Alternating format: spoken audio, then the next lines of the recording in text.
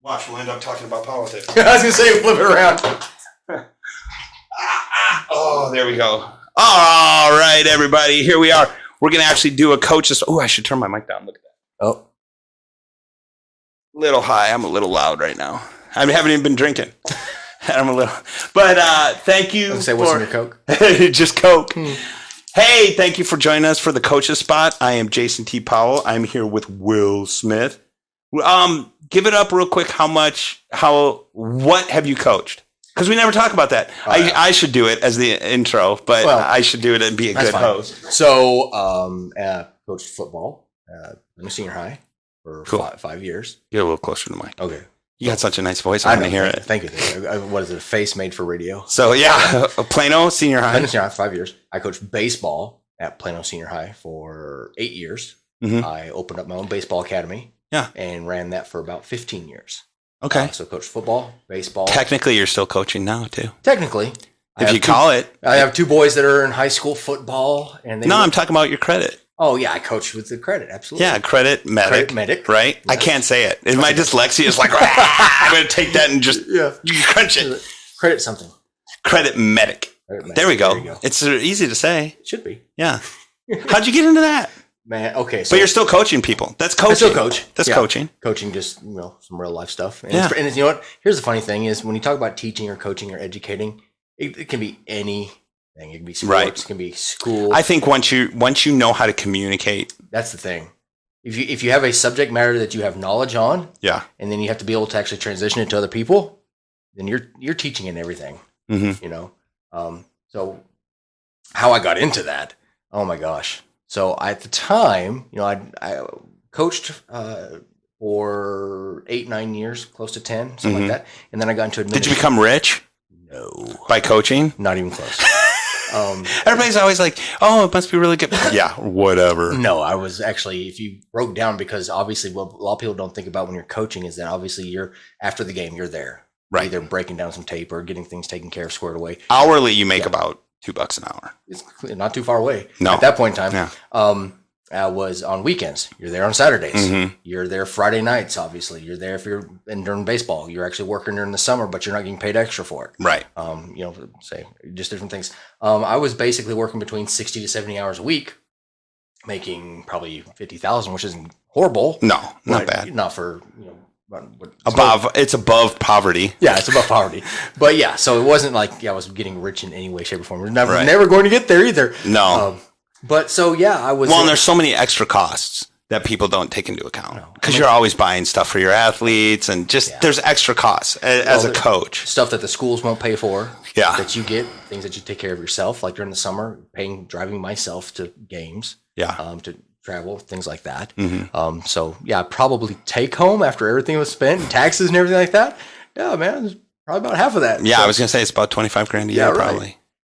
But so I left that to go to administration at probably early 30s, thinking that, hey, as a young guy in his early 30s, typically people move into administration closer to like their mid 40s to late 40s. Right. I'm getting a head track into making more money, right, spending less time away from my family, only to find out that I hated administration at education level.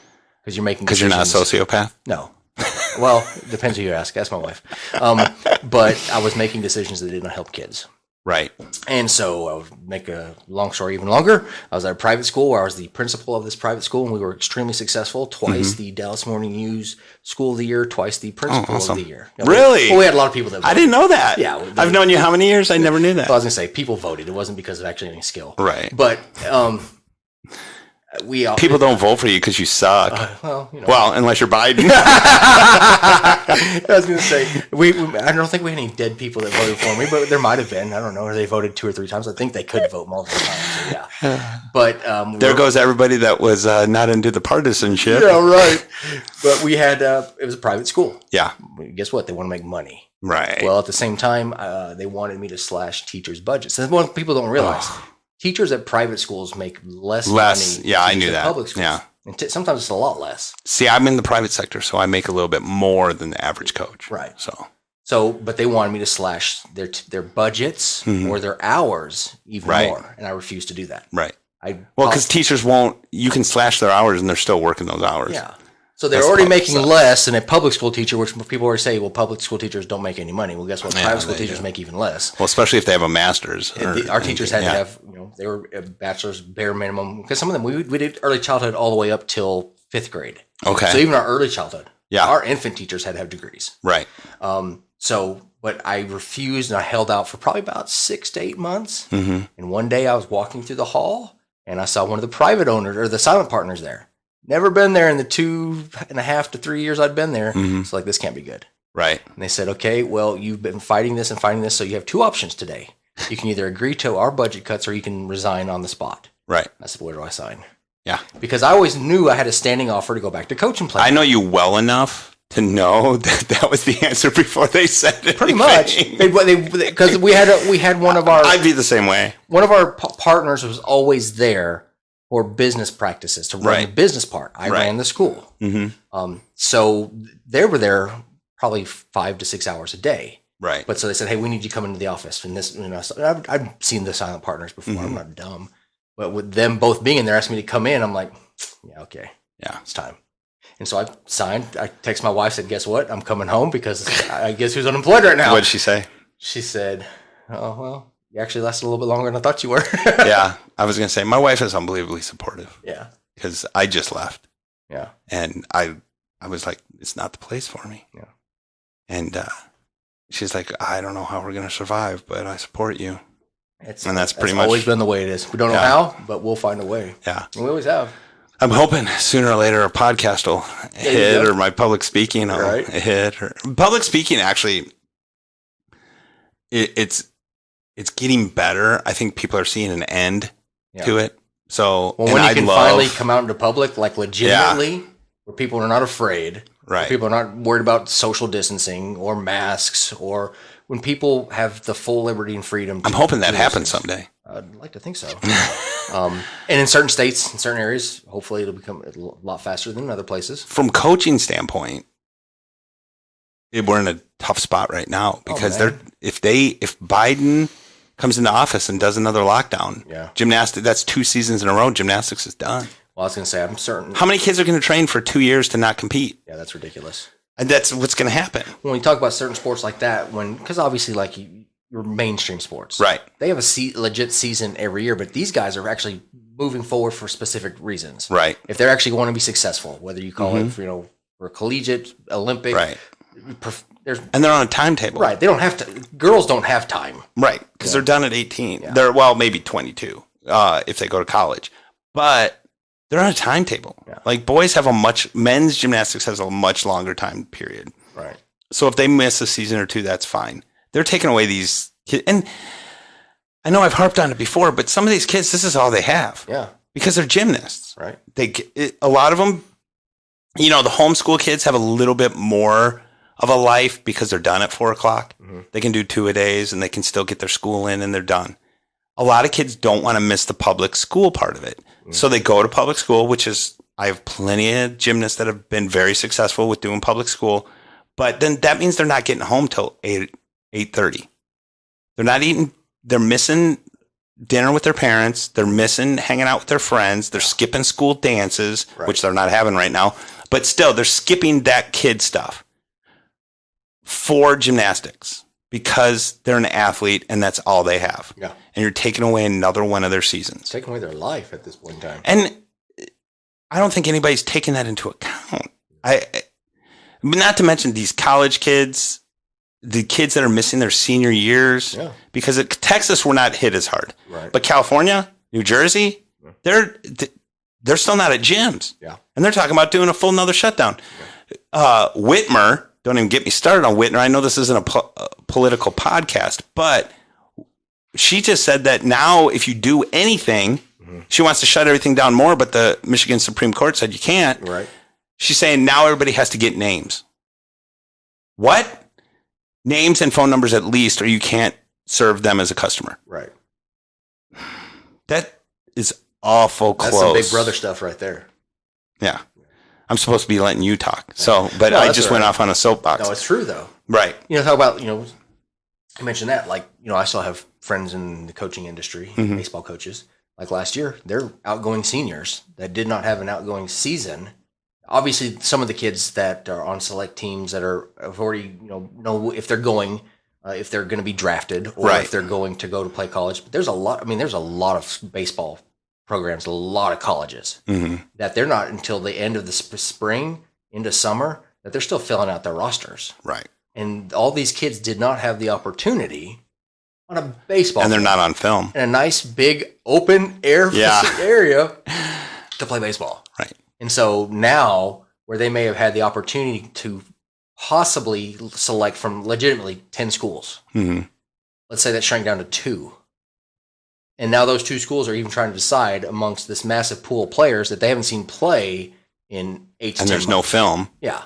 So you're going off of stuff that as 17, 18-year-olds, you're looking at their film from 16, 17. Yeah. And any athlete at that age for a full year, talk Big about difference. Puberty, maturation of the body, not to mention play. Your testosterone level. Yeah. So if you're lifting and you're doing all these other things, who knows? It's just, it's terrible. Yeah. And it's over something that shouldn't be. But I'll get off the political. So you left the school. So I left the school. And, basically said, hey, I'm going to go back into coaching. Yeah. However, this is March. And teachers don't get hired until June. And they don't actually start getting paid till August. Right. So my wife's like, well, you better find something until then. I've got a little bit of the tiniest of severances. Basically 1 month's pay. Right. And so I'm like, well, I got some time to look. I've got a master's in education. I'm working on my doctorate in education. Right. I can find something to do. I'll fall into something. I was looking for some consulting. I was looking for some speaking things like that. I couldn't even get an interview. I couldn't even get anybody that would even let me talk. What's funny? If I try to leave coaching, it's the same way, which I don't understand because it's management. Yeah. It's management, but I don't think people look at it that way. But even just on a resume sheet, I had the qualifications. Right. And so one day my wife's like, well, what about this credit repair thing? I'm like, that's one step away from a used car salesman. I was like, no way, no how. She's like, used car salesmen make crap loads of money. I've changed my tune in the last 10 years. Let's put it that way. But so she's like, well, that's great. But guess what? You need cash. Bills still got to get paid. Yeah. So you better find something. I went to the interview just to appease her. Yeah. Not even knowing what I'm interviewing for. Went through the interview process. Got hired probably for the first 2 months of that because I'm like, I've never done. Part of my job is sales. Right. It's a large amount. Absolutely. I have to analyze, work with mortgage officers, work with realtors, work with investment firms, but I've got to sell them and their clients on why they should use us to improve their credit. Because if you type credit repair into Google, you'll find thousands of companies. Right. What makes any of them different? So I'm learning all this stuff, and probably 5 times a day for the first 2 months, I'm texting my wife, I can't do this. Yeah. I can't do this. Yeah. She's like, oh, yes, you will. Oh, yes, you will. You can do it. And now I look back at it, I'm like, we're all selling something in some form. When you're a coach, you're selling your players, your system, athletes. Your system. Yes, I promise you, right now, you may not be able to do that. Right. But if you'll listen to me, if you'll do what I ask you to do, if you'll give it your full effort, I promise you, you will get there. Yeah. You will improve. When this COVID thing is over, though, you should try speaking again. I've always talked about that. Well, and I have the whole thing here. Hell, I'll put you on my website. Okay. My website's going to open up next week. I speak every Sunday and Wednesday. I know. That's what I'm saying. Dude, well, here's the thing, too. You have a wealth of knowledge between coaching and what do you consider it at your church? I'm an associate pastor. Whatever you want to call it. Now you got faith. Yeah. So you got the coaching, the faith, and the credit repair? Yeah. Financial? And, dude, I'm telling you, you'd be making bank. The reality is and only have to speak 18 times a year, 20 times a year. Well, let's mark that down. That just comes a little bit. That makes it a little bit more.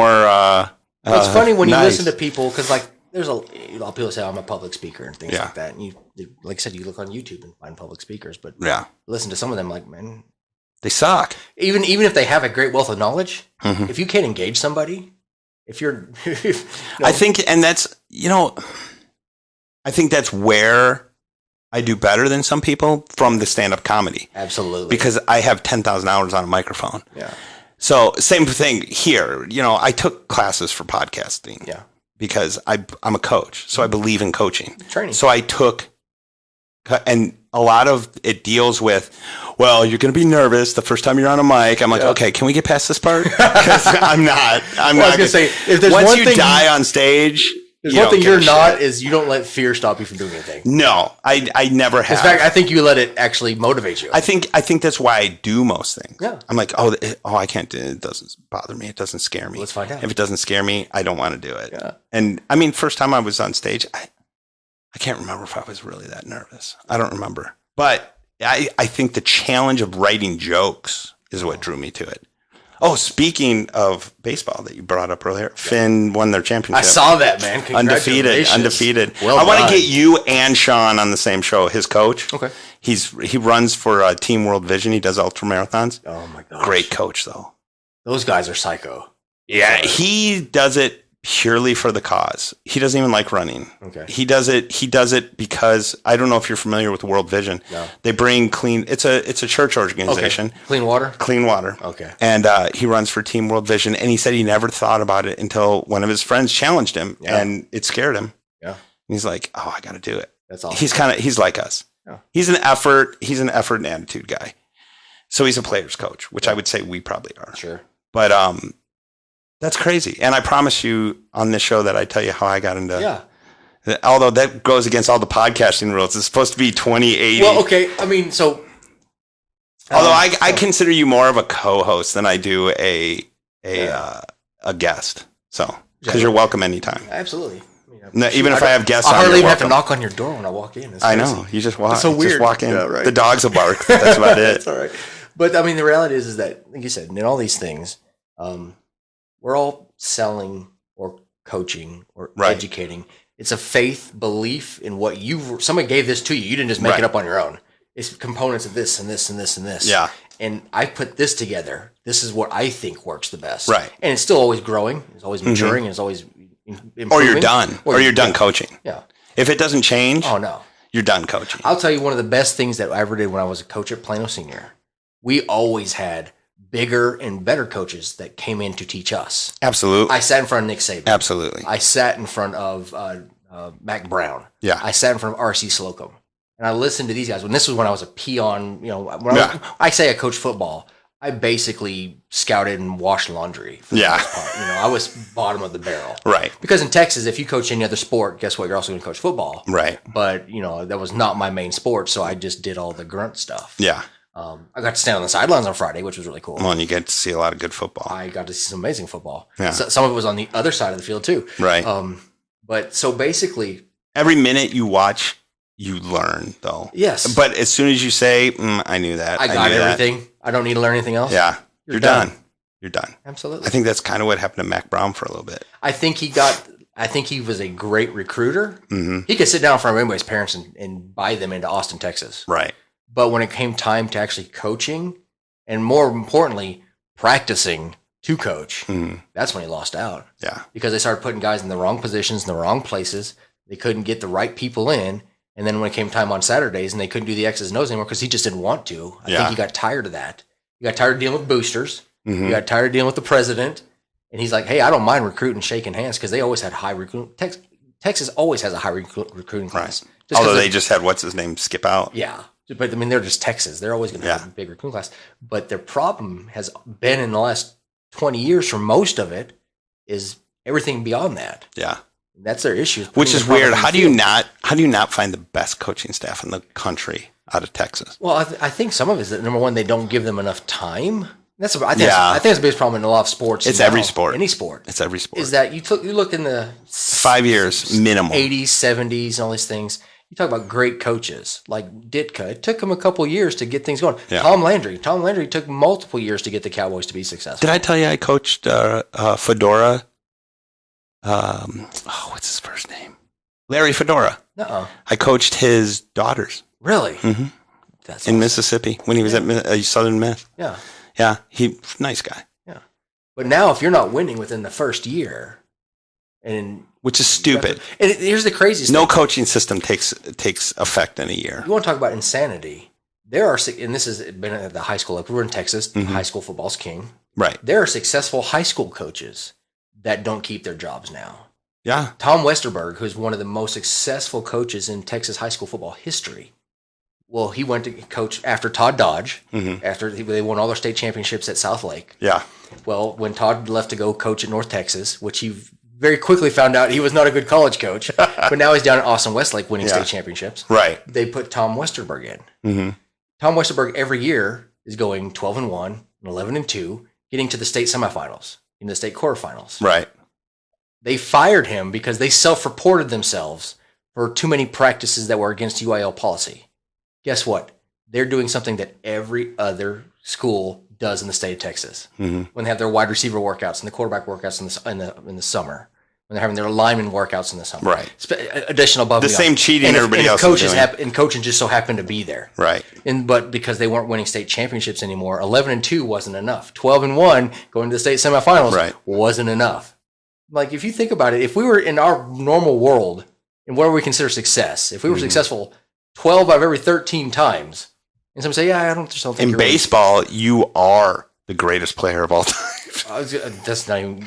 If you're good 3.5 out of 10 times, right? You're World Hall of Fame level. Yeah. You're better than anybody who's ever played the game. But they self-reported themselves, so that way they didn't have to fire him. Right. He was fired because of violation of UIL policies. Well, a good friend of ours, was coaching New Zealand. Yeah.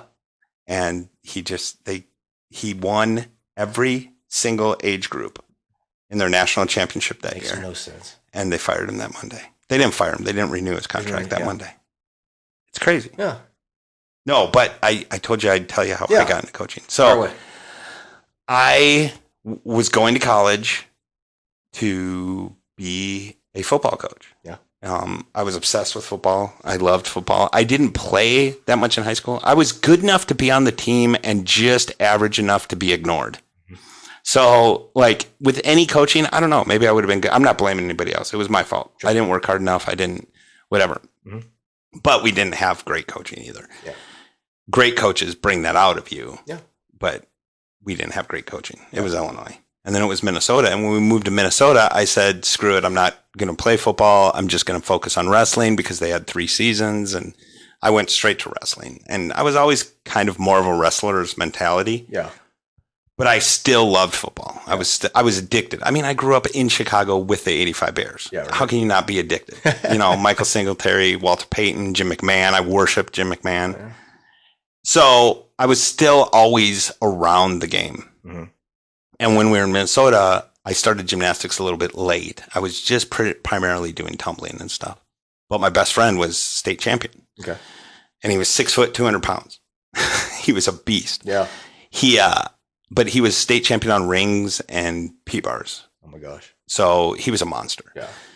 And so I started going, I started tumbling and stuff like that there and was always around gymnastics. And then, of course, the wrestlers worked out downstairs and the girls worked out upstairs, the gymnasts. Yeah. And so we'd go up there and mess around and stuff. Yeah. And so anyway, so as I was around gymnastics, I was always injured, so I never got to compete. But I was around it, and it's a complicated sport. And so once you learn the basics and stuff, you can coach it. But I wanted to be a football coach. So I was working at the Boys and Girls Club with you. The BGC. Yes. With you. But I don't know if you know, I actually worked in the actual Boys and Girls Club too. In one of the branches. Yeah, in one of the branches. Right. With, I don't remember his name. What was our supervisor's name? Little Femi guy. Oh, man. Rick? Randy. Anyway. So I worked in the, I just called him a Femi guy. I forgot we're on the coach's spot, totally not the rogue right. Yeah. Not the rogue right. So anyway, I worked in the branch too. And then, while I was working in the branch, I don't know if you remember her. Kim Owens owned Head Over Heels. Yeah. She's the one that said, "Hey, don't you know something about gymnastics?" Yeah. I go, "I know a little bit." And so she asked me to work for Head Over Heels. Okay. And I said, "Well, how much does it pay?" Yeah. And she told me. I'm like, "Well, hell yeah, I'll be there Monday." Because Boys and Girls Club was paying us like $7.25 an hour. Dude. And I think hers started at $12 an hour plus $10 a school. Because you traveled to different schools. Right. And at the time, I was like, "Oh, I can do this. It's just preschool gymnastics." Yeah. And I was having a pretty good time doing that. Not to mention the fact that all the girls I worked with, not the gymnasts, meaning the other coaches. The legal ones. Yeah, the legal ones. Yeah. And then she got a phone call from Chris Johansson, who owned Allen Gymnastics. Okay. And he asked her to sub a class. And she's like, well, can I bring one of my coaches with me that has more actual gymnastics experience? And he said, sure, absolutely. So her and I coached the class that Tuesday night because he was so desperate. Yeah. And after the class, he's like, you guys did a great job. You want to do it from now on? And she's like, oh, if Jason will do it with me, yeah, great. Wow. She never showed up again. I think she showed up he gave us Tuesday and Thursday nights. And I think she showed up maybe 2 more classes, never showed up again. So I was by myself. Became your class. Yeah. And then after a month, he's like, you're doing a spectacular job. You want more classes? You want to go full time? And I was like, hell yeah. So I was still working at Head Over Heels and then working there in the afternoons. Okay. Just to make money. Yeah. Back then. And it was a shitload of money for, I'm not supposed to swear on the coach's spot. It was a crap load of money for the time. Yeah. For the amount of hours I could work. Right. And so I started doing that. And then I was there for a while and I switched gyms finally because I just got sick of Chris. Yeah. He was just annoying. And he wouldn't move me up. That's what it was. A bunch of my kids were moving up to team and he wouldn't move me. Yeah. And so I left, but I ended up coaching rec some other gym. Uh-huh. So now I'm 5 years in and I'm just coaching rec. Okay. Maybe not 5 years, maybe 3 or 4. But anyway, I'm coaching rec and Chris calls me and is like, hey, I really need you to come back. If you come back, I'll let you coach team. And at the time, Allen Gymnastics sucked. Mm-hmm. Well, not at the time. They've always sucked. And so, which is funny because they had some really good coaches. Yeah. But it was just a very competitive time because Woga just got here and all this stuff. Yeah. And Kurt Thomas just opened. And so I went back. And I remember my first meet and what he did is he went around and he was like, they had coaches have their own groups. Mm-hmm. It's kind of like the gym I just left. They have their own groups. Okay. And so you only see those girls. So he went around to all the coaches and said, what girls don't you want? And then gave them to me. Oh, wow. And so I started winning with those girls. With the leftovers. Wow. And because of my coaching style, I believe, and because of my coaching system, even though I was young, I was putting it together correctly. Right. So I had that team first meet I took those girls to. I was on the floor with Kurt Thomas and Valerie Lukin, who are 2 of the greatest gymnasts who ever lived. Right. Well, and Kurt Thomas is dead, but he passed away this summer. But so here I am, and I'm like, holy crap.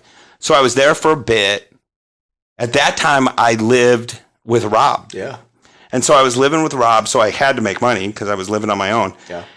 But I knew Allen, I was never going to go anywhere. Yeah. And I wanted to learn from other coaches. So I put out my resume and I had some bites. Most of them were like, hey, if you do rec 70% of the time, you can do team, blah, blah, blah.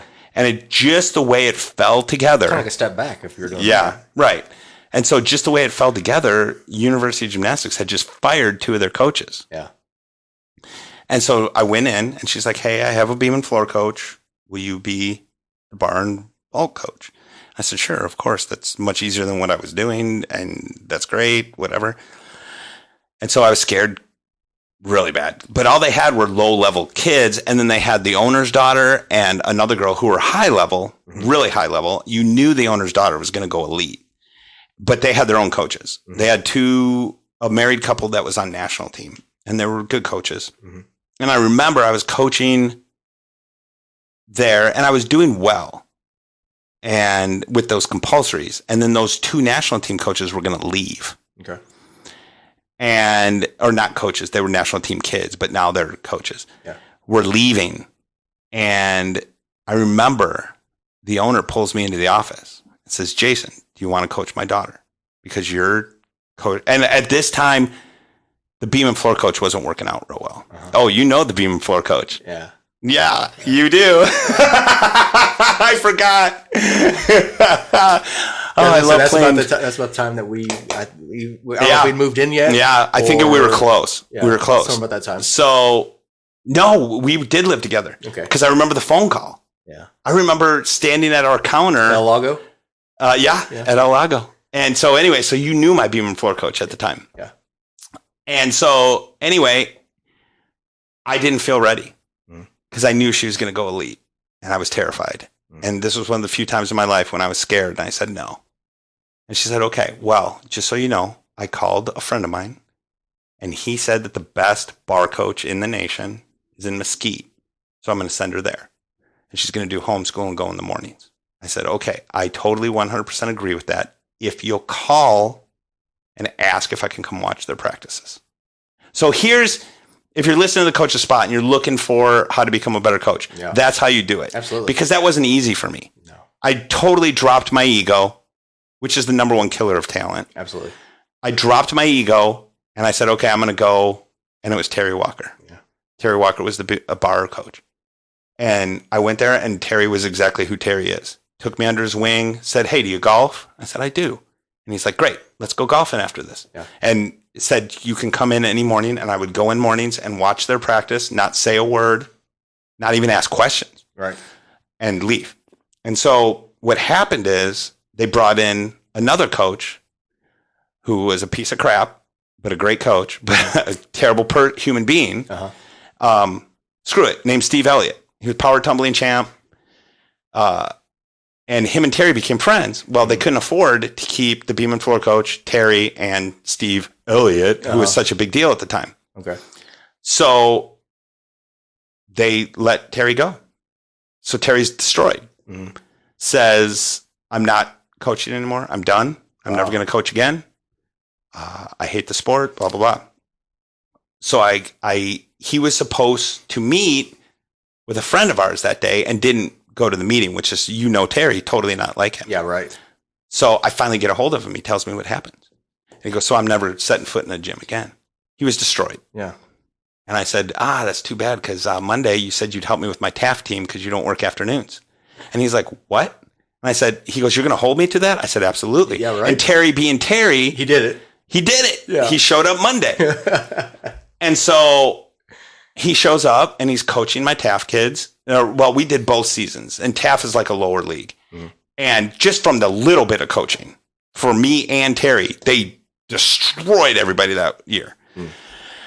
And about 2 weeks in, he's like, okay, TAF season's almost over. I'm like, great. And I went to Dana, who was the head coach, and I said, hey, she owned the gym. Mm. Said, hey, if you'll hire Terry as head coach, I'll step down. Because he was just helping out. Yeah. He even did classes. That's how nice Terry is. They were like, hey, we don't have anybody to teach this boys team class. Terry's like, I'll do it. And went over and coached boys team. Yeah. I mean, he was spectacular. Probably about one of the nicest people I've ever met. Ever. Well, and he would coach beam and floor, and I was coaching bars and vault. Yeah. And then I would just ask him stuff. Because now we were in my environment, so I could ask him stuff. Right. It was like going to coaching college. Yeah. And so I went to Dana, said, hey, she goes, yeah, absolutely. But I can't lose you over it. Yeah. So if it doesn't work out, you let me know. And because I'm not losing you over it. Wow. So we coached together, well, however long we lived together. Yeah. Because he moved in with us a year after that. Yeah. And then, so the three of us had a 3-bedroom apartment. And then about 2 years in after that, I was like, I want my own head coaching position. Yeah. And he fought it tooth and nail. He was like, no, stay. I'm not here forever. Stay. And but he said, but if you do want to leave, I will help you find a place to go. Yeah. And so I did. And then I went in and told Dana. Dana's like, you jerk. You told me I wouldn't leave you over you wouldn't leave over this. I'm like, it's 5 years later. What do you mean? She's like, no, you said you would stay, blah, blah. Right. And she was pretty upset. And so I ended up leaving, which was probably the worst mistake of my coaching gymnastics. I probably should have stayed there. Mm. I probably should have stayed with Terry and just been patient. I think maybe he wouldn't have left. But if I would have done that, he never would have met his wife. Right. He wouldn't have 5 kids. So I think sometimes you're the main character, and sometimes you're the supporting cast. Absolutely. And I think in Terry's part of his life, I was the supporting cast. Yeah. So if I would have stayed, I don't know how both our lives would have turned out. I wouldn't be married to Becky. I wouldn't have 2 kids. He wouldn't be married to who he's married to. And he wouldn't have coached New Zealand. He wouldn't have, he's done unbelievable, amazing things. He's in Virginia Beach now. That's awesome. And he's still a great guy. I called him not too long ago. Yeah. And right away, he's there to help. He's just I sincerely doubt that would ever change. No, I don't think it will. No. He's just who he is. Yeah. He's just that kind of guy. Good dude. I mean, everybody I talk to, even now, is like, hey, have you talked to Terry? Yeah. You know, that's in that industry. So that's how I ended up. And then I bounced around and coached in a bunch of different systems. I finally had high-level gymnasts, and things just didn't work out. You know, it's just one of those things. Terry used to always tell me, he's like, dude, you don't build elites. They can walk in your gym. You can be the best coach in the world and you never get the perfect package. And I think it's the same way it's why statistics don't change even when you have great coaching. Like here in Texas, I think the average player is better than probably any other state in most sports. Across the board. But the same number of pros come out of Texas that come out of other places because you have to have the complete package. And there's things you can't coach. And so you have to have the determination, the work ethic, and the talent. Absolutely. Although I think talent is the least on that list. And Gator agreed with me. Yeah. I mean, and I'm sure you agree with me. I think for the most part, when you get to, like you said, to certain positions, certain levels, when you're talking about moving up, everybody's going to be talented. Right. At certain points. What separates is determination, desire, and discipline. Well, and there's perfect examples of that. Tom Brady is a perfect example. Oh my gosh. Because he's not the most talented. No. There's a reason he was a six round draft pick. Right. Where Drew Brees. He actually had to fight for the starting quarterback position at Michigan. Yeah. You know? They said Drew Brees wasn't good enough to play in the. They was too small. short. Too small. Short. Couldn't throw hard enough. They said John Elway threw too hard. Yeah. I mean, it's just stupid. And you know, it's funny. You said you hate Moneyball, or you won't watch Moneyball because besides the fact you hate the Oakland A's or you hate Billy Bean or whatever. Both. Yeah. Both. That's something that does come out of that movie. Yeah. That people got to stop thinking like they think. Scouts think they're too intelligent and they're not. Right. And they think they can. I've coached for 25 years now, and I've coached different sports, gymnastics being my number one. And if there's one thing I've noticed, it's that I can't pick them out of a crowd. Yeah. And nobody can. Nobody can. You know how many kids I see get burned out at Woga? Oh, yeah. They just run them through this grinder, and the person that's left on the other side is not the most talented, it's the one that's most determined to get through that. Right. Because they grind them. Well, there's so many things that might happen outside of the sport itself. Yeah. Family, school. Every sport, yeah. That they just decide this is not what I want to do. Right. Just growth in their physical, mental, emotional. Right. That starting from point A, and point A, they were the cream of the crop. Right. But to get to that finish line, that you have no idea. Right. You take what you're given, you coach as best as possible. What comes out in the wash is what happens. One of my favorite athletes is Steve Prefontaine. Yeah. I mean, he's just a stud. Yeah, he is. And he said every person he ran against had more talent in their little finger than he had in his whole body. Yeah. But he had the highest pain threshold of any other human being on the face of the planet. Yeah. They said that was his only talent, is that he could beat, and that was his talent. Yeah. And I think most of the people you see that make it to the pros, that's their talent. Absolutely. Is they can work harder, they're more determined, and they have the right mindset at the end of the day. Absolutely. And you can coach that to a certain extent. I think you can coach that from a D player to a C player, maybe a B- player. But there has to be some that they're... I think we mentioned it in the previous, like the Rogue Right. Mm-hmm. You can have the opportunity provided to you. Right. You have to determine what to do with it. Right. If you just take it for granted, if you think that your talent's going to get you to that position, man, there's so much stuff that has to take place beyond just the normal practice with you and the coach, you and the team. There's stuff that you have to do outside of that. Well, and you have to trust the coaching you're getting. Yeah. And I think you know if you're getting good coaching. And all my girls that have been successful, they bought into the system. They were like, okay, I think this works. Because my system's based on attitude, effort, and hard work. It's not based on... and to finish my story, when I turned down, and I think I've said this story before, so I apologize, but when I turned down Dana, Haley is now married to Jonathan Horton. Okay. And who was an Olympian. Didn't win his first meet till 16, by the way. He's an amazing individual. Wow. But Haley is an amazing individual. She's a great business. Has businesses, and her sister, they're just good kids. I mean, their dad was a wrestler at Oklahoma. Okay. So, he is a tough individual. Dana was a gymnast at Oklahoma. Okay. So they're tough people. Yeah. I mean, that's pretty much the pros in both those sports. Yeah, right. So if you make it to the college level.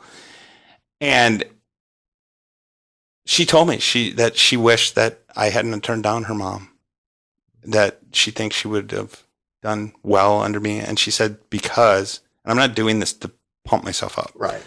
And who knows, if you asked her, she might say, I never said that. But she did.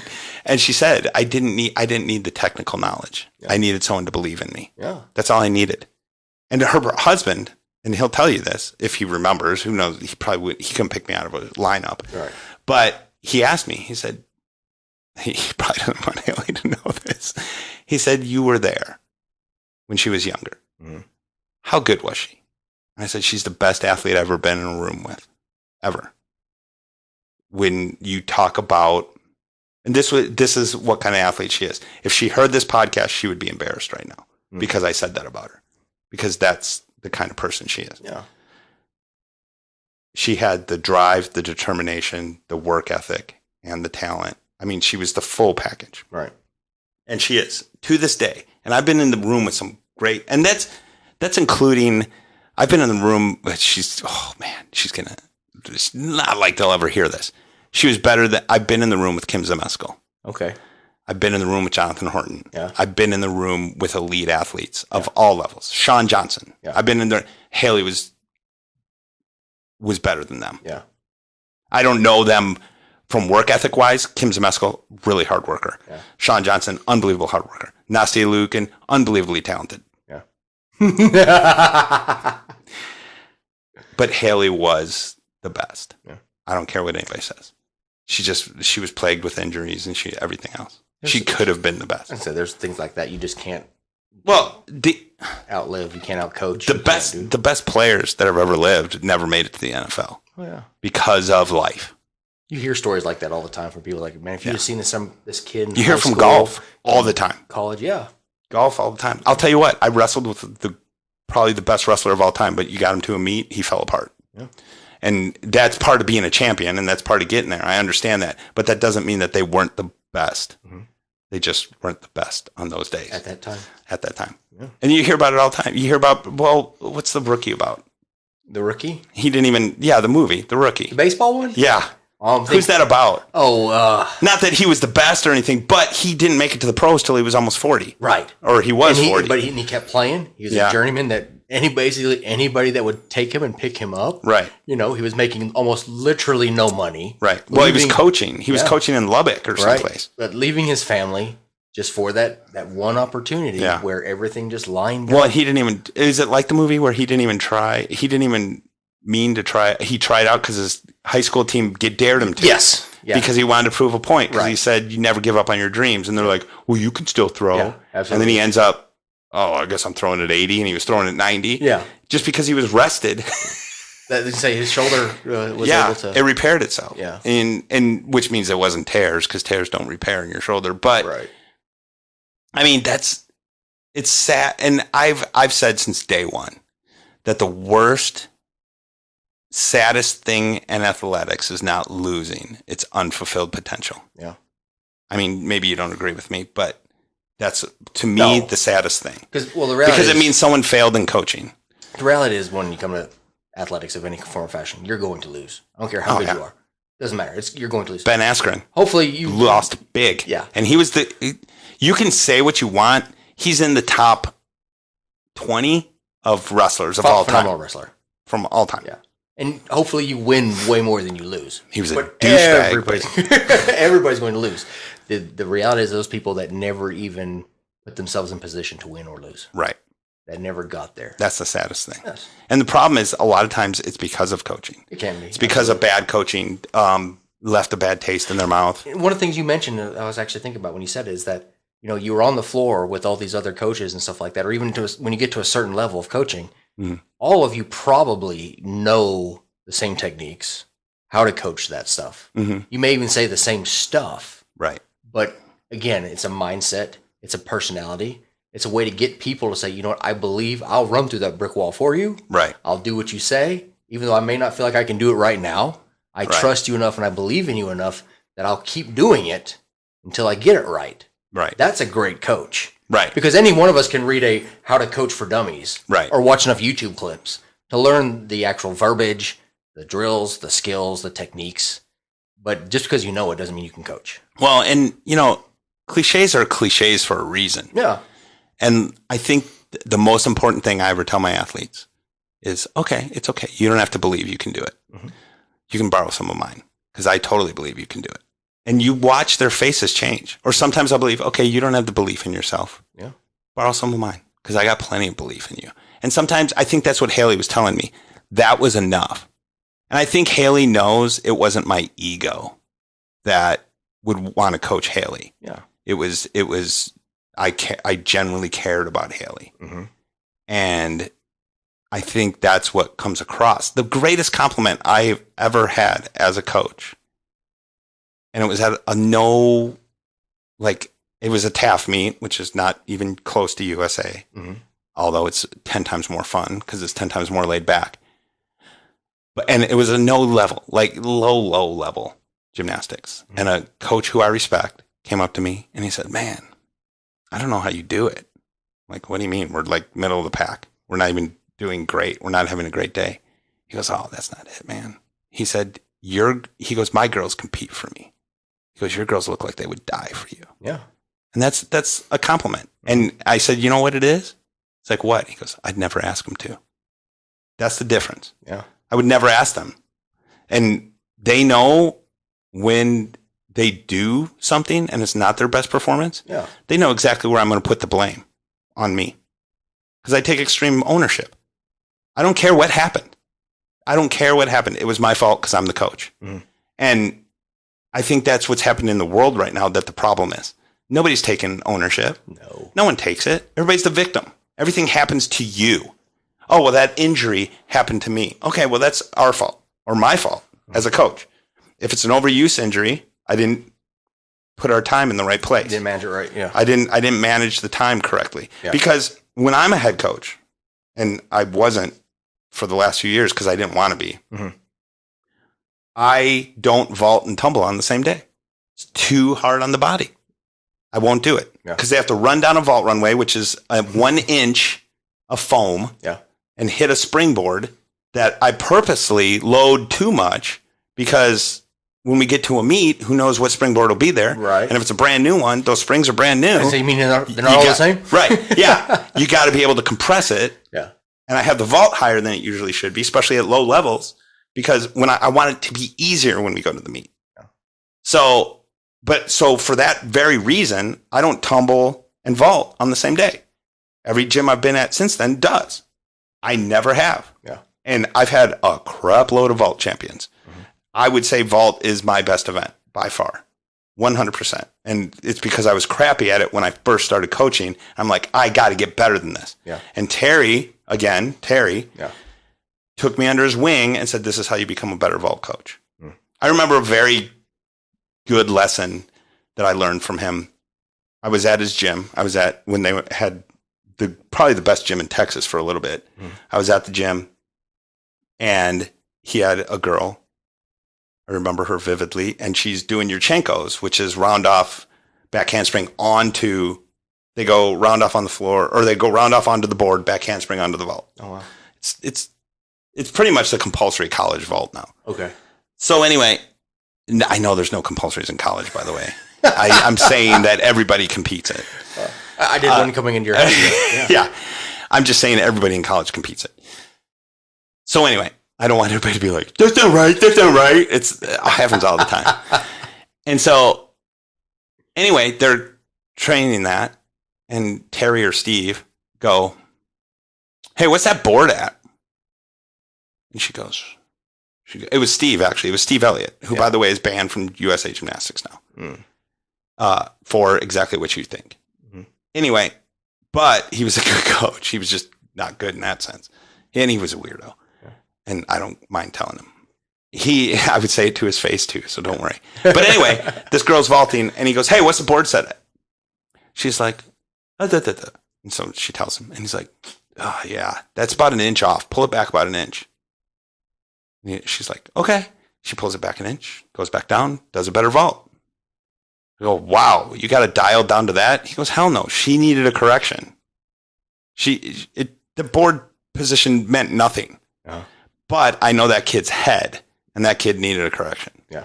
He goes, to make the vault that just a little bit better, she just needed a correction. I could have told her that she needs to put one finger in her nose. And he goes, sometimes they just need a correction. Right.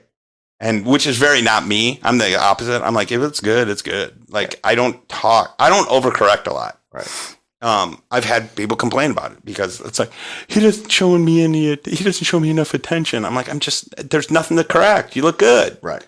Just, I compliment constantly, but they don't hear that. Yeah. They only hear the correction. So he's like, no, she just needed a correction. Because if I would have said, no, that's good, you're coming on at a good angle and all that stuff, he goes, it wouldn't have gotten better.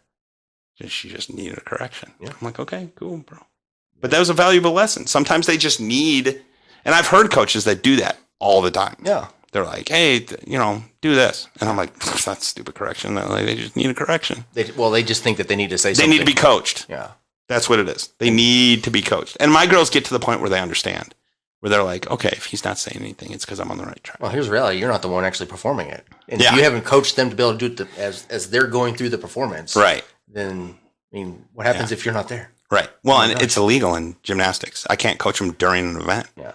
So if I can't coach them during an event, they need to learn to like that silence. Yeah. Makes sense. But I mean, and again, my coaching system isn't based a lot. I mean, it's based a lot on drills. I do a lot of drills, and I coach a lot during drills. But there's sometimes I think kids get overcoached. Absolutely. And it's like all they do is think. Well, think. You're lucky because your son actually obviously has a really good coach. Right. But especially in younger level baseball, you'll find them extremely overcoaching them. Yes. Instead of letting them just play baseball. I've seen it. That was one of my biggest problems when I ran a baseball academy. I would have kids that would come to me that either had been working with former professional major league players and were getting nothing right other than playing long toss with and spending a lot of money to play long toss with former major league players. Right. Or they would go to these places that were just teaching them before they knew it. They couldn't even just throw a baseball because there was too many things to think about mechanic wise. Right. I'm like, pick up the ball and just throw it. Yeah. Okay. Grab the Sometimes you just gotta let their physicality and the repetition. Good. This is so dumb, but a really good point on that is Karate Kid. Yeah. Paint, wax on, wax off, paint up and down. Now show me paint. Yeah. And it's repetition. Yeah. He didn't correct. He was like, okay, no, break the wrist more. This is how it goes. And then done. Yeah. Let the lessons take hold. Yeah. Because if you keep changing that foundation, you're not going to be able to build anything on it. One of my best baseball players I ever had ended up playing collegiate professional ball, had the worst technical-wise, mechanical-wise swing. Yeah. You would basically try to deconstruct it. Right. Like you cannot do that. And scouts are like, you'll never get back to the ball that way. It was just, you can't. And I think for the first month, I tried working with them. I'm like, okay, well, let's change your swing to make it more flat level plane, go through all the technical aspects. Right. So you're through the zone a lot longer. And then he's like, I'm hitting the ball. Well, as soon as we did that, all of a sudden he lost all his ability to drive the ball. Right. He lost his ability to keep his weight back to either hit the fastball or the off-speed pitch. He couldn't do that. And basically took his best skill, which is see ball, hit ball. Right. And try to make it too technical for him. It's like, you know what? Everything we just worked on for the last month, forget it. Yeah. Go back and just see ball, hit ball. Yeah. And he ended up playing professional baseball. Now he's a coach in the professional system. It's crazy. Yeah. And it's funny how some of the people with the worst. What's fun? When I got good at golf, I got a lot better. My friend Arnie, who's been on my other podcast, I think did you meet Arnie here? Yeah. Mm-hmm. Super nice guy. Yeah. I coached him in golf for a while. Oh wow. And he got to the other side of 0. Wow. 4. On the other side of 0. Wow. So he was shooting 4 under. That's like amazing. Easy. And could drive the ball 325. And it was simple corrections. And he tells people, it embarrasses the crap out of me all the time. He's like, well, the best I ever played is when Jason was my swing coach, but he doesn't have time anymore. Yeah. And then I'm like, dude, shut up. Like, that's because I liked working with you, not because I hated teaching golf, because I taught it for a while, because I got my PAT, and I hated it. I hate teaching adults. Arnie will listen. Like, we'll play, and I'm like, hey, dude, you got to get the weight to the front foot. And it's little things. And he's like, oh, okay. And then all of a sudden he'll start smacking the ball. Yeah.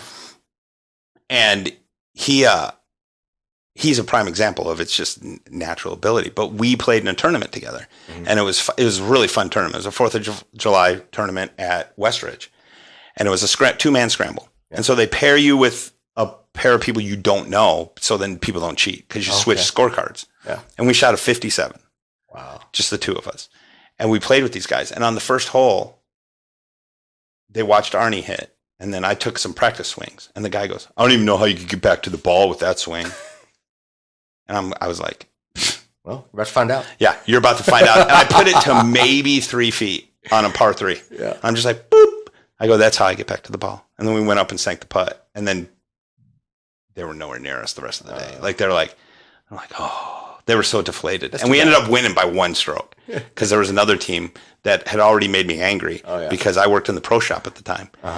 And he came in and he's like, hey, anybody in this tournament that we got to worry about? I go, well, me and Arnie are. And he's like, no, seriously. Oh. And I was like, okay. And I go, the worst thing that's going to happen to you is I'm going to go tell Arnie now. Yeah, right. And I went and told Arnie, and Arnie's like, it's on. Because you don't want to get both of us focused. Yeah. Like, that was the day we were both focused. Because we played again at Cowboys, not this 4th of July because everything was shut down, but the 4th of July before.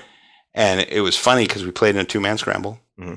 And we show up and same thing. They pair you with people you don't know. Mm-hmm. So you can't cheat. And this is a huge tournament. Okay. It was flighted, though. I think there were 3 flights. And we were in first flight. And we go up. I go, hey, Arnie, just so you know, I want to let you know ahead of time we're playing with 2 women. And only because I didn't want him to offend them. I don't care about playing with women. Yeah. And they show up and they instantly, have I told you this story? I think so. They instantly start apologizing for being women. And Arnie's like, we honestly don't care. Yeah. We don't care. Yeah. Like, please just play with us. We just want you to have fun. Right. Like, that's our he goes, but if our music offends you, please let us know. We'll change it. And they go, you can't offend us. And Arnie goes, bet. And we did not offend them all day long. We tried too. Oh, man. And we're on the last hole. And they have it on the screen of where you're placed. And we were down by 2 strokes. Yeah. But I put it, I think it was me. I'm sorry that every story I tell is me putting it close on a par 3, but I tend to play par 3 as well. And anyway, I put it to like 6 feet. Yeah. And we get up there and she's like, sink this putt, beat those guys. Like, they were going with Arnie drink for drink. Because, I don't drink, but they were drinking. And they were going with Arnie drink to drink. They both played, I think it was basketball at Lubbock. So they're athletes. Yeah, they're athletes. Yeah. They weren't very good, but they were great to play with. Yeah. And they were both learning. They were both new. Yeah. So don't when I say they weren't very good. No, they were having fun. Athletes. They were having fun. They were athletes.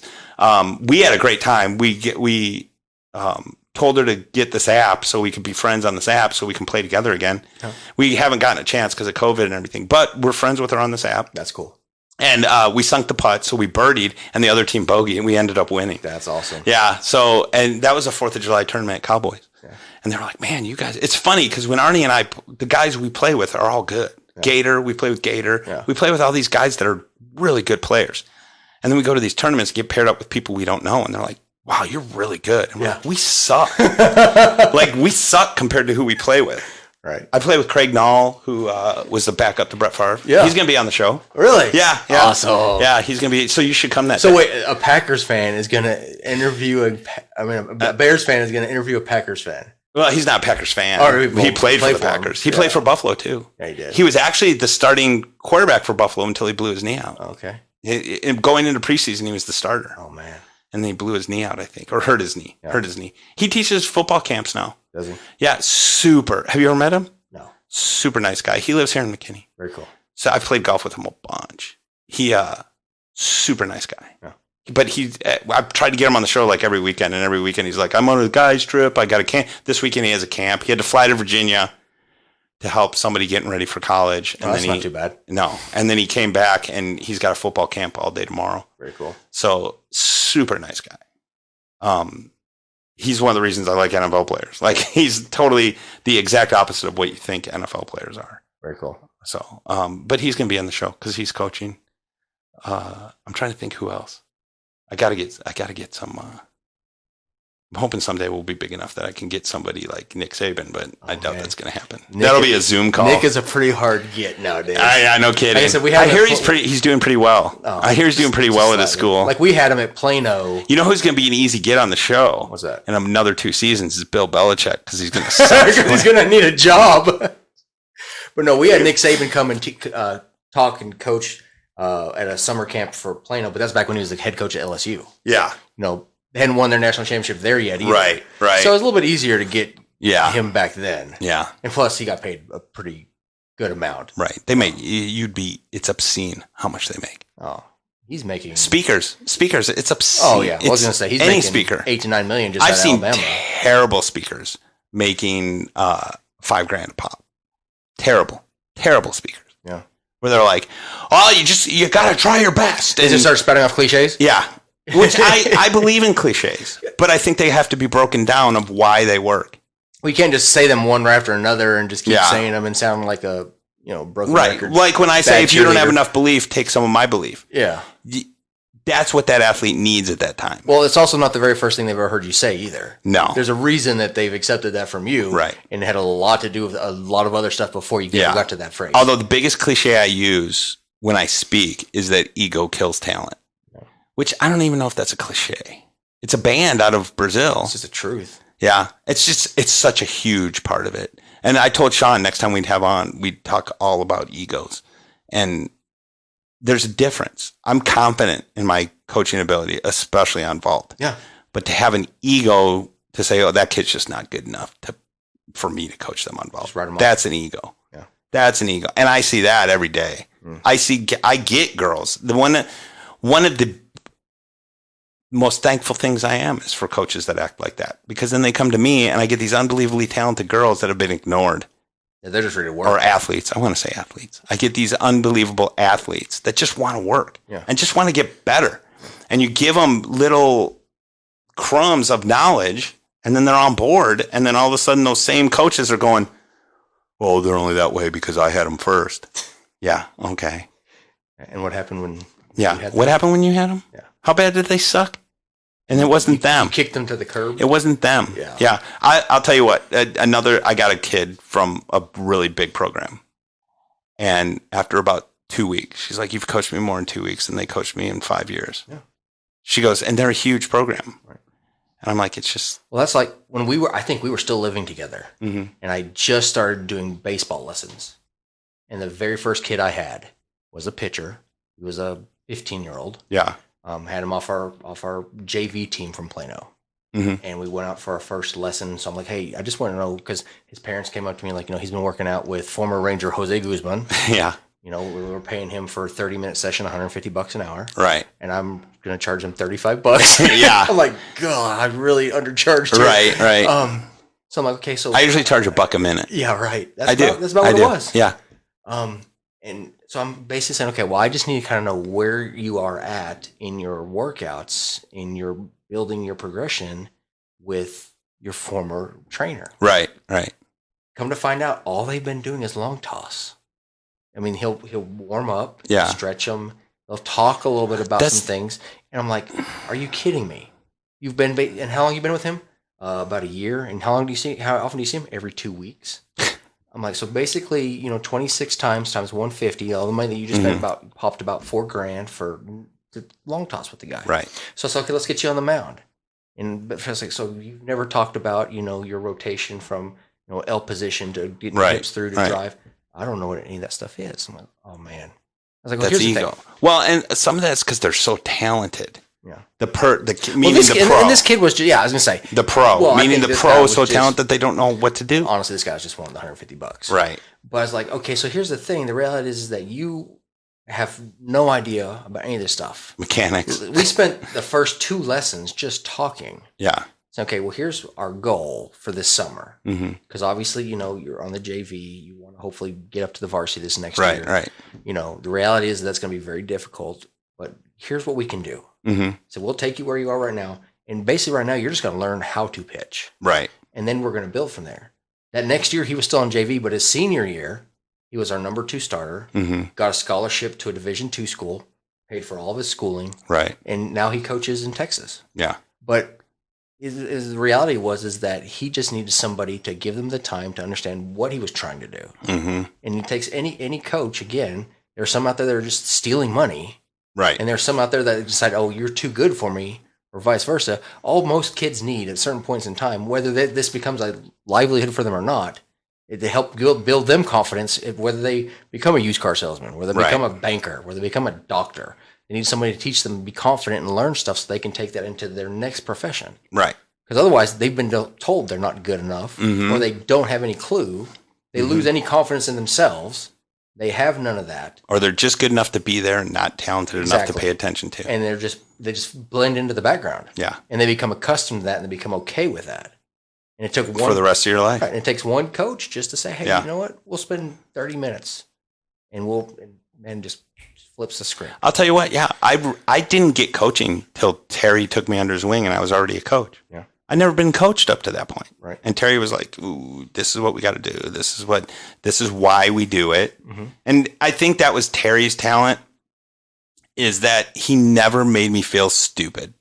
He was never like, what a dumb question. You know what I mean? Yeah. He was like, this is how we break it down. If you don't know, this is how we break it down. It's not your fault you don't know. Yeah. He never made you feel dumb for that. Yeah. He was very talented at that. And he was like, oh, okay, well, this is what we do. Well, I remember when we lived together, obviously here I am 25, have no idea. The few times we talked about it. Right. We're just like, well, I ain't got time for this. Yeah. Come on, man. And he would explain some things or what was going on or what he was doing. I'm like, oh, okay. Yeah. Still may not know any of it. Right. But he didn't mind saying, he was just that passionate about what he does. Yeah. But that humble to say, look, okay, you want to talk about this for 30 minutes? I'll tell you what we got going on. You know what's funny is when what Olympics was it? Would that have been was it Sydney? When they were in Sydney, I can't remember. It was around 2000. And we were watching the Olympics in our living room once we moved into the 3-bedroom. Yeah. And we're sitting there. That's right. Yeah. Yeah. And we're sitting there and we're watching, and the announcer is talking about a Russian gymnast. And he goes, the Russian coaches say she's super talented, but sometimes doesn't work as hard as she can. Yeah. And as she's on the beam, Terry goes, that'll catch up with her. And she falls 2 seconds later. I mean, he says, that's going to catch up with her. Bam, she hits the beam hard. Yeah. And I'm like, that's right. Terry, I swear to God, bro. But we would be in the gym and he could watch a girl swing and he would know she's going to peel and he would run and catch her. And just, his sixth sense and he just knows body positioning so much. Like he would tell me things and I'll be like, well, don't they just have to do this? And he's like, yes, but this. And I'm like, I didn't even see that much stuff in there. And then he explains it and I could see it. Like it was like someone pulls this veil. Right. And everything just became clearer. Yeah. And it's just like, oh man. But he was your Mr. Miyagi. When he was thrown into elite gymnastics at 18. Oh wow. Like they were like, we need a spotter.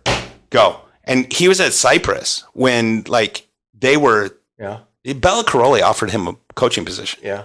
And his friends all coached with Bella Caroli. Wow. Like Martin Parsley and Jeff Beal and all these guys that are now owning gyms and are really good coaches. They were at Bella's and he offered Terry a job and Terry said no. Wow. Because he was in Houston. Yeah. And Terry stayed where he was. And then finally those two twins that coached there drove him out. Yeah. They actually own a gym now down there. And drove him out and he bumped around after that, but he was there for years and he was spotting stuff that people were just talking about competing. Like people weren't even competing the skills yet. Wow. He did a spotting clinic at Gymnastics Association of Texas one year and he was doing the spotting clinic and this guy got in the way, like he was teaching people how to spot. So this guy's spotting and he could tell just by where the guy was positioned and how the girl was going, it wasn't going to do it. And he jumped in, from the other side and grabbed this girl before the guy even reacted. Like, he was like, boop, catches her, and the guy's like, oh, sorry. Like, it was amazing. He's amazing. Dude, we were going to do a 20-minute show. How'd that go? Yeah, you know.